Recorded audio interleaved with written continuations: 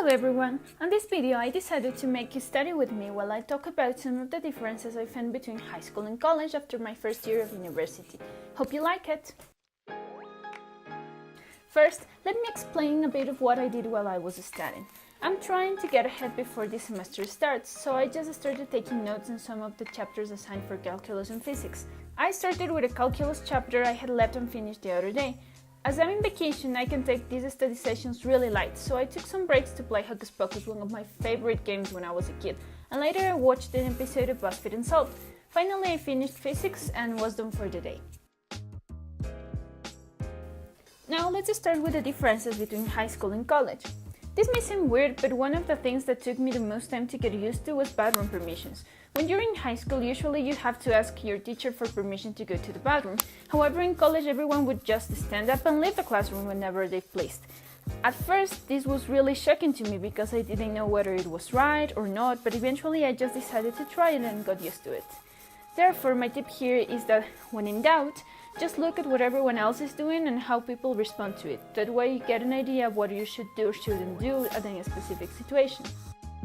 Another thing that hit me going from high school to university was leaving behind my classmates and teachers. I had known all of them for so many years and was so used to being around them 8 hours a day that not having that moment of laughter, missing in class, or meeting before school, it felt wrong.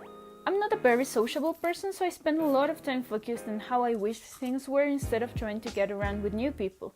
Another difference in here is that in high school I shared all my classes with a specific group of people, whereas in college everyone has their own schedule, so you change classmates every class. And while that can be a great opportunity to socialize, it is also frustrating to try to make friends with someone you only see 2 hours a week. My tip here is to try to talk to everyone you can. Make acquaintances in every class, because maybe you will never talk to that person again, or maybe you will become great friends. But just waiting for things to develop on your own is almost never the best path of action. There will be a point in which you see your classmates going out, having fun and really bonding to each other, and you will wonder how much of that could you be part of if you had only decided to act a bit different. So start taking chances as soon as possible, because sooner or later they will pay off. The third thing that made me going to college was commute. When I was in high school, it took me like 30 minutes to get there, and I always took the school bus. Now, going to college takes me about an hour, and I have to take different buses to get there. At first, I was overwhelmed by this, especially because walking from a bus station to my house and having to wait for the bus to come made me very insecure. Plus, I felt like I was losing way too much time I could spend studying or doing my homework. What helped me here was just looking for new routes to move in that made me feel safer, that seemed shorter, going to places I know and just getting practice on moving around at different hours. I also used the time I spent in the bus reading, either for class or for fun, and that made it seem much faster and less of a waste of time. I believe you can think of this as me time. Just give yourself the chance to relax, read, listen to music, sketch, admire the landscape, and stop worrying about the things you have to do. The next difference I found was office hours for talking to teachers. Back in high school, when I needed to talk to a teacher, I would just do it in class or recess or text them. I felt like I could just go to them whenever I needed something and they would help me. In college, teachers have office hours with specific days and hours that you can talk to them, which means if you have a doubt in class that is not related to the topic, they will probably tell you to look for them in your office.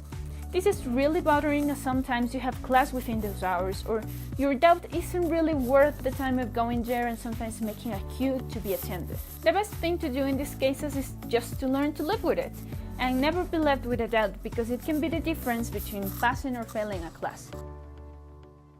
Another difference I found was having to make my own schedule and having free hours. Making your own schedule can be very stressful, as you have to make sure you are choosing the classes you are supposed to and try to arrange them in a way that they don't overlap each other and you leave enough free time to do everything else you are supposed to do, like eating, doing homework, or even working. The best advice I can give in this case is just to come up with different schedule ideas and find one that suits you most. In that case, if one of your classes is already full, you won't have to panic and just go on with the second option you had planned. When making your schedule, you will find you end up with a bunch of free hours scattered around, especially if you take classes that require complements such as labs. In this case, many people will be tempted to just chill and go out in these hours, which is of course completely fine, but my advice here is to try to do as much work as you possibly can. In my case, I'm more productive at university than at home, so I try to finish all my assignments there, where I have access to the library, a quiet study space, and my teacher's help, as I know when I get home, I will probably be too tired or distracted to get any work done. Now, here are some tips that can help you improve your experience throughout your whole career. Tip number 1. Get familiar with the grading system in your college. Be conscious of what are the things that weigh the most for the final grade, be it assignments, tests, or participation. In my case, I was really shocked when a slightly low grade in a chemistry test drastically moved my average then, even when I had excellent grades in everything else.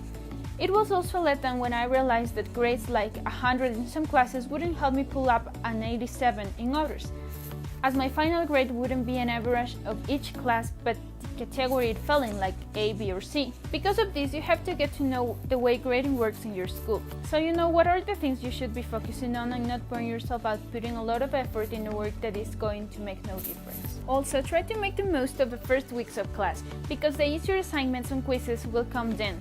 That way, when you reach the end of the semester, you may have already completed the requisites to pass the class or even get an A, so you can stop worrying and overstanding for the last quizzes and assignments. My second tip is to get involved in college life and participate in it both in the academic and in the personal field. When you participate in class, even if your answer is wrong or the only time you talk is to ask a question, teachers will start noticing you and realize that beyond your academic performance, you have the will to actually learn. That way, when you ask for help, need guidance, or are about to fail that class, teachers will be more prone to helping you. Also, if they require help in their lab, their office, or anything like that, volunteer for it, as not only will you get to know your field of study better, but you may be opening new opportunities in study and work for you. Apart from this, don't focus only on the academics. Join a club, go to parties your school organizes, hang out with your friends, because not only will it give you a break from all the work, but also help you meet new people that may help you in the future. My third tip is to try to get ahead in class. Just grab your syllabus and do a quick revision of the topics, read some of the assigned chapters, or do some research of your own. That way, when you get to class, you will be able to better understand what your teacher is saying, solve your doubts, and dig deeper in that knowledge. Also, make friends with older students, as they can give you advice on what classes to take, which teachers are the best, help you in your homework, and just give you an insight on how university works. Before finishing this video, I would like to say that I didn't see a difference in the academic level going from high school to college.